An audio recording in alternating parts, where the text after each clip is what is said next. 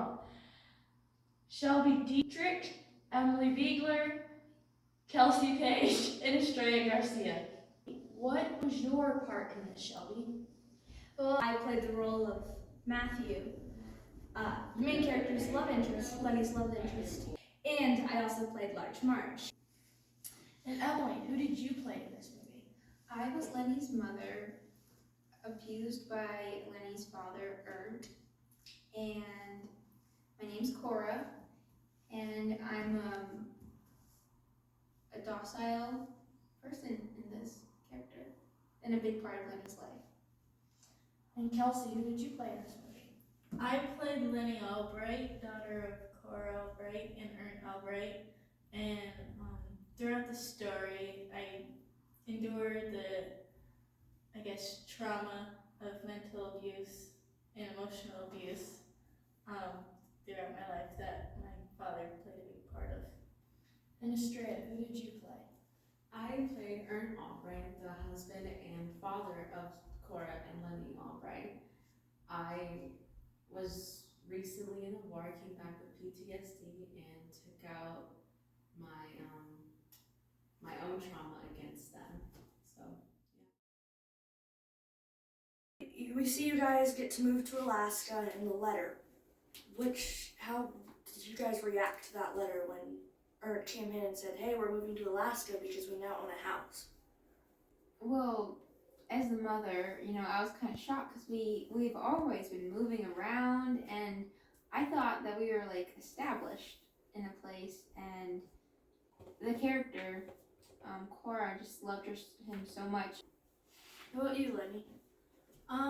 For me, I thought it was one of his crazy ideas, and I didn't really like it because we've moved around so much, and I've changed school so much, and I didn't like the thought of starting over, making new friends, going to a new school, and the potential thought of being picked on because I was just a new girl. And Ernst, why did you just want to move so suddenly again to Alaska? well, it's okay. Well, I really hated what was going on during that time.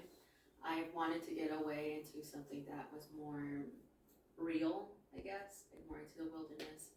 And so when we did move there, I liked it and stuff, and it was a nice change, but yeah.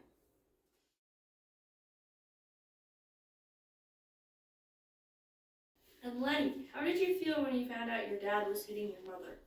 I was mad because I realized that all the times that my mom had told me that she fell or ran into something, I realized that he's the one that actually caused the bruises and her lip bleeding and everything. And I was mad that she continued to stay with him even after all the pain and abuse that he's put her through. And I didn't understand why.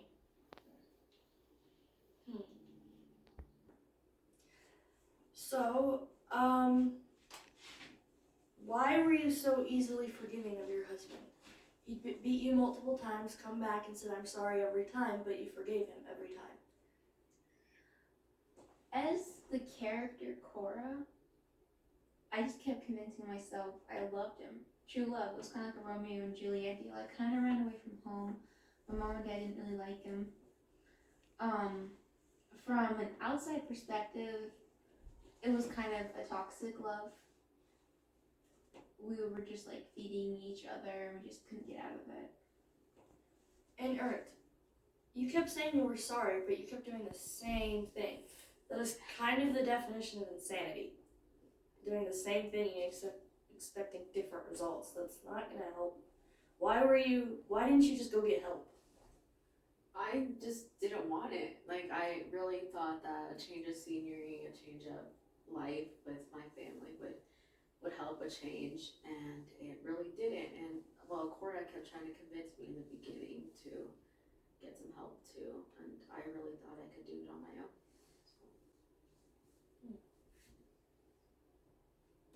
Okay. So Matthew, you leave to Fairbanks to go live with your sister. Why did you do that? Well, after my mother's death, I had no reason to go stay. But didn't you have Lenny?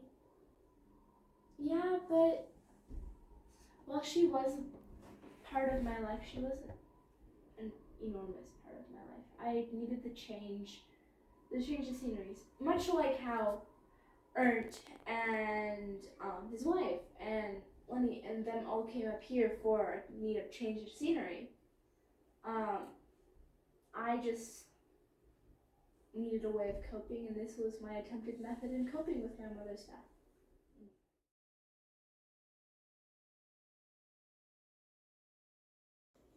So it's morning. You guys come out. There's guts and blood, gruesomeness all over the place. Looks like a horror film, but it's real life. You guys, he has the bus or the truck, and you can't go anywhere. You're stuck. So you guys put on all your winter gear and walked all the way into town. Why?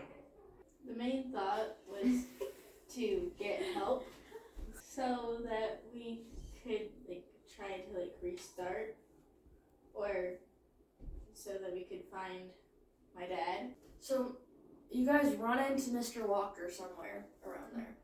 And maybe, okay, you guys were like standing outside of the bar and you run into Mr. Walker. It's always Walker. And how did you feel when you saw Mr. Walker march his butt in there, grab your husband, your father, the tough guy, by the ear and drag him out? I was proud. But I stifled those feelings quite quickly, but it was very satisfying. I feel like he deserved it because he did leave us unprotected and wolves attacked our place. So I feel like when Tom Walker dragged him out by his ear, I think he deserved it. And Ernst, did this whole situation just fuel the fire of hate for you? It absolutely, yeah. Well, at the moment, I didn't even know what was going on, and then he started like beating me up, and I was like, "What?" So I was like extremely confused. So yeah, it radiated off of Tommy. Okay. Large Marge and Tom Walker show up at your house one day. He doesn't like either one of you at all, because apparently Large Marge has a very large mouth and doesn't know when to shut up. And he gets told to sit down and is told he is working the pipeline. And if he doesn't, it's not going to end well. And the options were, well, it was either that or we kill you. How did that go over with the three of you? Well, as Large Marge, I wanted things to end well for Cora and Lenny. Because they're my friends. I don't trust Ernst at all with anything. From just what I've seen with this man, I do not trust him. I do not want to trust him. And I do not want my friends, my close friends, to go and get hurt by someone I just do not trust. Cora, how were you feeling when you found out he was being sent to work the pipeline? I thought it was an answer from God because I obviously couldn't change him, and maybe this change of scenery and some hard work might do him good. Lenny? I was actually relieved to hear that he was going to work the pipeline, because then my mother wouldn't be getting hit, and we could actually like enjoy life instead of like being like walking on eggshells, like with everything we say and everything we do. We can actually enjoy each other's company, and so I was actually quite relieved to hear that he was working the pipeline in the winter. Ernst, you getting told you were going to go work, and or else you were going to be killed. How did that go down? I was mad. Like, I didn't like someone telling me what to do, where to go work, and that I had to leave my family for the time being.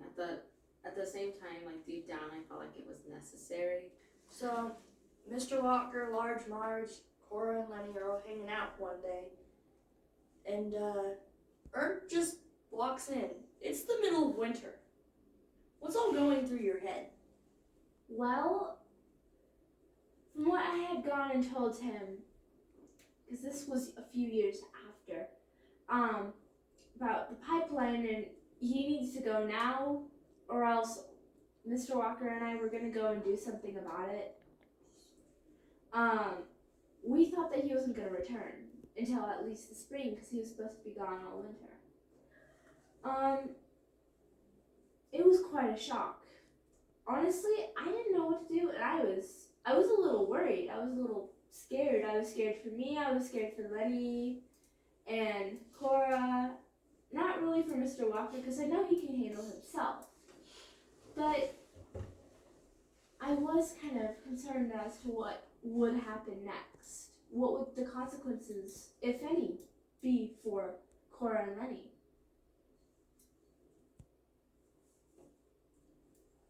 I was shocked.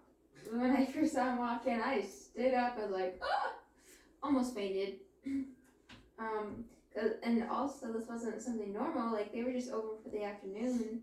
I hadn't seen them all winter. And then he walks in on that day. It's kind of a little bit startling.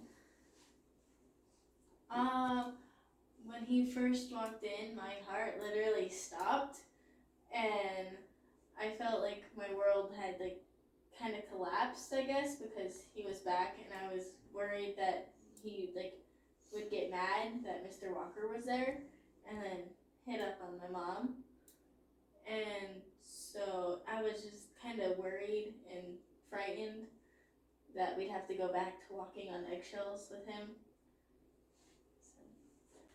So, there's a meeting. Mr. Walker calls a meeting. Yes, calls a meeting in the tavern. Tavern's all beat up. It's got charcoal walls because it caught on fire sometime. You all go, and Mr. Walker proposes the idea of fixing it up. You three are all for it. You're like, hey, but Ert, you have an opinion. What was that? I didn't like it. Since ever, the reason we moved was to get away from society, from people. But he wanted to change things up, invite tourists over, get everything bustling again and stuff, and I didn't like it. I liked how everything was completely just run down in a way. Yeah, and so the fact that he proposed that idea, I didn't like it, so. Okay. So you're all in the compound, Natterall's compound, because that's where your husband brought you, your father, Ert, brought you. And Walker walks in and is telling everyone, hey, I'll pay you. What was that like for you, Ert? This was your territory. Well, almost half of the book, I was pissed. and the movie, I guess. They were my second family, Matterall and his family. I mean, some of them you could tell that they didn't like me and stuff, but it literally felt like my own territory, and I felt like I needed to protect it. So when he came in and said that he wanted to take them away and get to work on something that I didn't like, and I kind of reacted badly. So We're running a little short on time, so we're gonna kind of speed things up. So we left off at the meeting, and you vandalized the barn. Of course, that always gotta happen. Lenny, you get asked to go to college with Matthew. You get in. You're very happy, except you don't tell your dad because he's your father. You build a wall because apparently your family needs to be concealed from the world. So Lenny and Mama are planning to escape because you're not going to the pipeline this winter.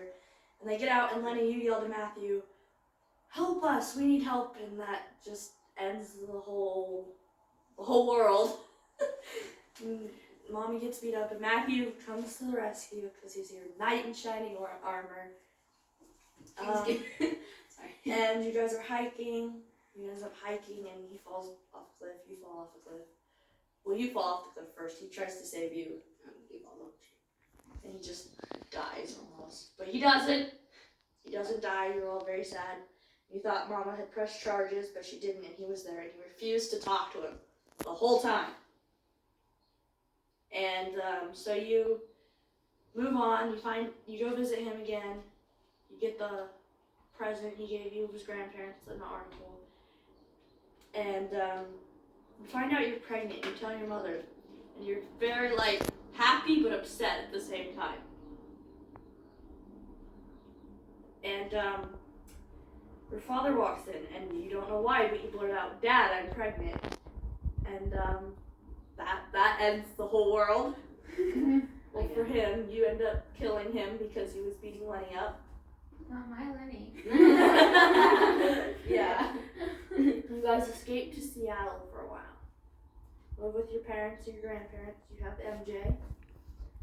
But your life is not to the fullest. You find out you have lung cancer and you end up dying. But your last words to her were, you need to go home. And the gift was 2 one-way tickets to Alaska. Now it's time to go see Matthew again and tell him about MJ. How are you feeling, Lenny? Excited because after all the years in Seattle, I always still loved Matthew, and so I'm kind of excited yet kind of nervous. And you get to see Lenny again. You're so excited to see her. But then she tells you, come meet him. You freak out because you think she's fallen in love with someone else. But then you find out you have a kid. How do you feel about that? Well, I had a bunch of different emotions just kind of rushing through me all at once, because she mentioned to him, and I'm like, well, I don't know. I thought that maybe she found someone else, which I was willing to try to accept. It would have been hard, but after finding out that, oh my gosh, I have a child, I was shocked. I'm like, I finally get to meet him. I wish I had known sooner.